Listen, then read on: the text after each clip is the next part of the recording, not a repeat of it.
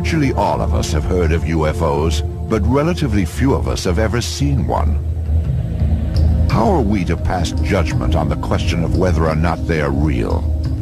Making such a decision is like being a juror and weighing evidence on one of the most important issues facing humanity. Perhaps UFOs are nothing more than hoaxes or mistaken observations. But if they are real, they have to come from someplace. The universe offers infinite possibilities.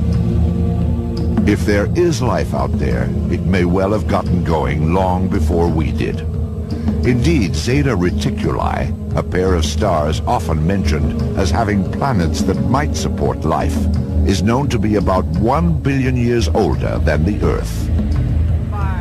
The thing we need to keep in perspective, we've only had fancy technology, call it 100 years.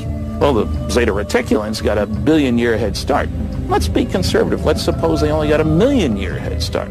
Let's be truly conservative and say they only got a 10,000-year head start, which is nothing out of the billion years available.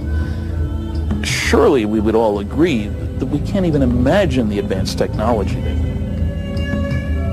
If some advanced civilization built spacecraft that can actually whisk them through the universe, why would they want to visit a primitive galactic backwater like Earth? One can only postulate that they're concerned about their own survival and security. At the end of World War II, there were 3 signs visible to any alien visitor that soon this primitive society whose major activity is tribal warfare would be bothering them. Rockets, radar, and nuclear weapons were 3 signs that Earthlings might soon be a force to contend with in the interstellar neighborhood. If there are other civilizations in the universe, perhaps they felt the need to keep a watchful eye on potentially threatening developments here on Earth. There had been many sightings over air bases in the West, over classified atomic installations. They were not just randomly distributed, but they did seem to concentrate, at least in the early years, on places where experimental research was being done, this kind of thing.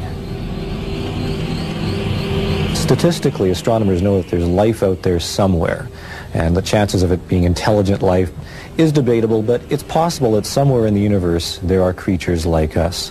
Now, whether they're coming here is a very tricky question because we don't have the physical evidence. We don't have the chunk of saucer in our hand, and abductees haven't brought back a towel from the Zeta Reticuli Hilton.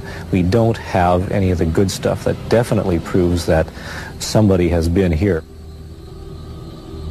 What the UFO case lacks in physical evidence, it makes up for in solid eyewitnesses. The Air Force UFO investigations from 1948 to 1969 cataloged some 12,000 sightings. Most were explained, but 700 accounts from credible witnesses remain a mystery, despite all the Air Force efforts to explain them. They used all kinds of tricks to misrepresent what the results were, always focusing on only 700 couldn't be explained. Only? If I was looking for cures for cancer and I looked at 12,000 chemicals, would I say there is no cure because only 700 worked? The point is to find one. But even accounts from seemingly unimpeachable eyewitnesses are not enough, at least when the subject is UFOs. When you get down to it, what we have always is a story. I saw something. I saw a light in the sky. I saw a crashed flying saucer. And a story is mythology. It is not in and of itself proof. Yet videos and photographs add powerful support to eyewitness accounts of UFOs. Many photos have been examined by experts who have found no evidence of fraud or alteration. However, if it can be proved beyond a reasonable doubt that UFOs are real, we have only unleashed a new problem. The UFO phenomenon is a great challenge to our intellect, but even more, it's a challenge to our humility. That mankind likes to think he's in control. And if we take this subject seriously, we realize we're not. that I believe that mankind, across cultures, is fundamentally in psychological denial on this subject. We don't know how to cope with it emotionally. We can't even begin to grasp it intellectually. Perhaps UFOs will one day be revealed as top-secret fighter planes, more advanced and alien-looking than the F-117.